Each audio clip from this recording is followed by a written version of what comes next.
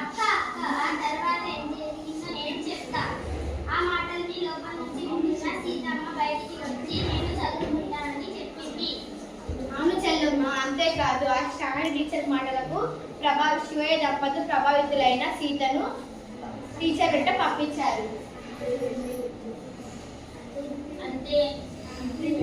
అంతేలేండి, అందరూ మా చిన్నారా అంటే నువ్వు రాజకన్నా గొప్పదాని అక్క. ఈ కథగానికి సరిగ్గా చెప్తా.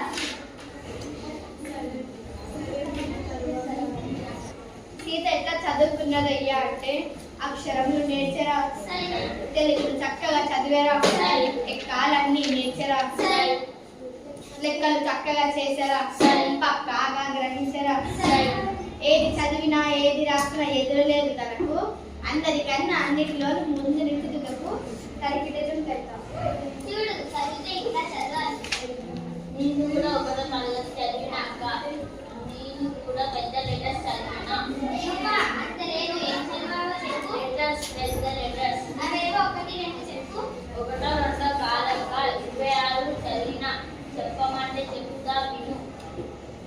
ఏ బి సి డి.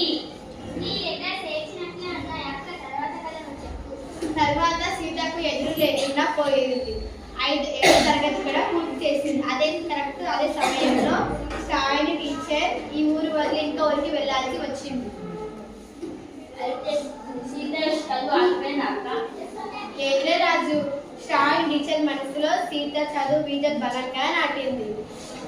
చదువుకి అవకాశం లేకపోయినా పట్నం పోయి స్కూల్ చదువు ఇంటర్ పూర్తి చేసి డిగ్రీలో చేరింది.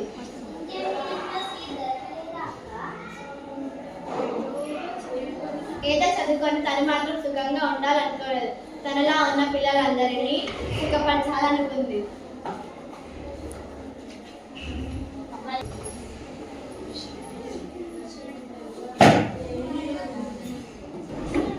చాలా బాగుంది. తర్వాత కదా చెప్పక.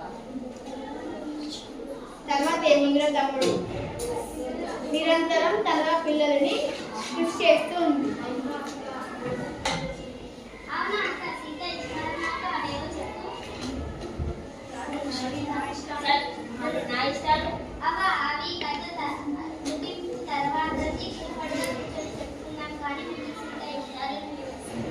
సరే సరే, ఉంటావుగా, ఆడపిల్లలను చిన్న చూపుతో చూడరాదు బాయ్, అన్నిటిలోనూ అవకాశాలను కల్పించాలోయి, చదువులనైనా పదవులనైనా సమానమేనోయి, వాళ్ళలోను ప్రతిభని నీకు గౌరవించబోయి. చాలా మంచి కథ చెప్పాక.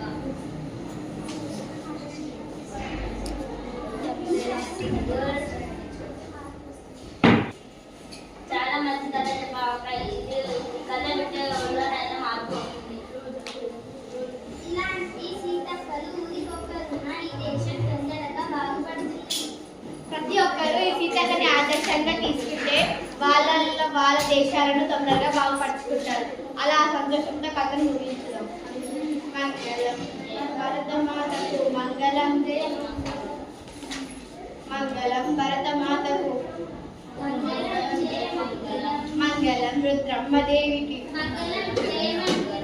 మంగళం ఆదర్శ మహిళలకు.